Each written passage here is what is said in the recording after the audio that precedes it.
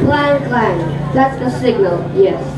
2 more hours is left. Do you hear that? At 4 this afternoon, I will have my rendezvous with death at the lethal injection chamber. I pledge guilty to drug trafficking and multiple murder. But have a share. You to have a share in forming me to a hoodlum in this dog-eat-dog world. I was a matter of fate by destiny, and I grew up in an area fast accelerating in this orbit of moral decadence. My mom died a few days after my birth. Lola brought me up as dad. A policeman was a footloose and a fancy-free family man. Outcast, yes, I am. A bitter pill to swallow, but more bitter than this was the pang of rejection. My dad disowned me for the reason he alone knew. Society condemned me for mom's indiscretion, a fault not of my own making. I did not ask to be born, but they gave me life, just to wallow in poverty, in shame and anger. All around me were dark shadows of frustration, premarital sex, women of loose moral and heavy makeup, gambling and vices of all kinds. Grafting, corruption, name them. We have them all in our place.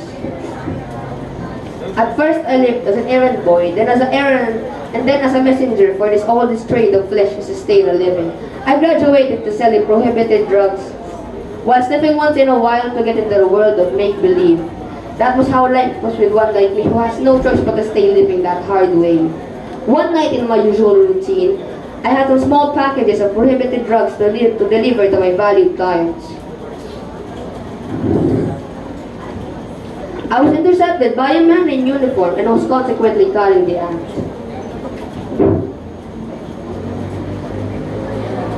I could do nothing more but to face the situation in hand.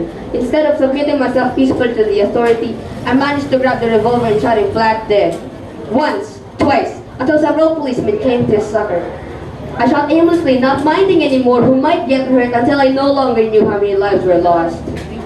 God forgive me, but you people of the Philippine Republic who accuse me of drug trafficking and multiple murder, I also accuse you before the Most High, God the All-Knowing, always judge for having failed me with our lawmakers, who themselves are lawbreakers, having taught me life's bitterness with just with your words and not coupled by your witnessing. Having done nothing to fight the moral decadence that has swept and pestered our country by now. I know I have but a few minutes to live, but I ask you, people of the Philippine Republic, to atone for the passive participation in the mess and corruption. Save our country. Save the Philippines. Save our youth. Capture lost values through moral recovery. The pang of misfortune. Thank you so much, Seth.